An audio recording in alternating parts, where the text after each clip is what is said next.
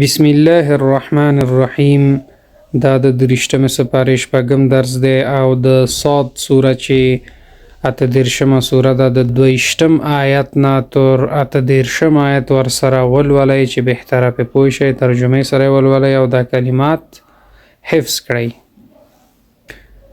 اعوذ بالله من الشیطان الرجیم.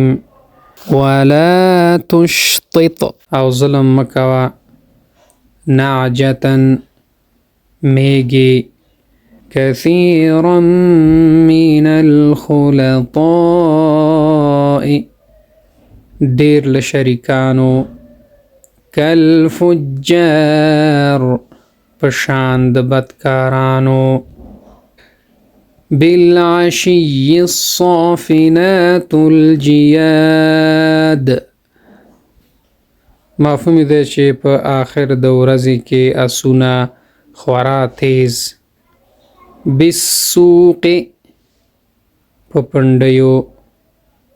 پنډیو رخاء حيث اصاب مفهوم دی چې نرم چیرته چې به د اراده وکړه مقرنین فی الاصفاد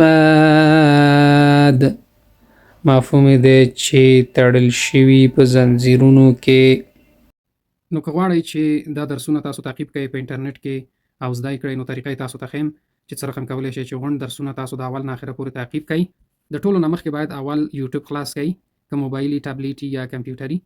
دغسې تاسو ته به دغسې سرچ بار د یوټیوب ظاهر شي. نو دې ځای کې به تاسو دغه قسمت کې ولیکئ چې دوا ټي وي، فاصله به ورکړئ ټي وي. نو بیا به سرچ کړئ دوه ټي وي چې ولیکل سرچ نه بعد دغه تاسو ګورئ. زه به تاسو ته رقم دا به تاسو سلیکټ کړئ، دا به تاسو اوکې کړئ. صحیح ده. دا هم چې اوکې که دوه ټي وي چینل تاسو ته خلاص شو. نو مهمترین بخش چې دی دغه دی سبسکرایب. د سبسکرایب بټن له به فشار ورکړئ چې سبسکرایب شي. دغه دی سبسکرایب. دا اوس سبسکرایب شو. بعد د دې نه چې دا سبسکرایب هم که نو دا ډیر مهم ځکه دی سبسکرایب چې تاسو ته به همیشه د دې معلومات راځي. کومه ویډیو چې د درس باره کې راځي نو تاسو ته حتما معلومات راځي چې نوې ویډیو راغلې. تاسو کولی شئ خپل درسونه تعقیب کړئ. نو دې نه بعد به موږ پلی لیست سلیکټ کړو. پلی لیست هم چې انتخاب کړئ کې غونډ درسونه دي. پلی لیستونو کې غونډې سپارې شته، مثلا 14مه سپاره شوه، 15مه شوه، 14مه شوه، هره سپاره مثلا اول پورې 4مه سپاره شوه، دا د اول جز اوله سپاره. نو په طور مثال مثلا 11مه سپاره به زه انتخاب کړم.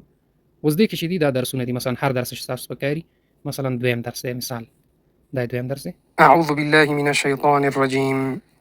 دا د 11مه سپارې دویم درس دی او د سورۃ التوبه 9.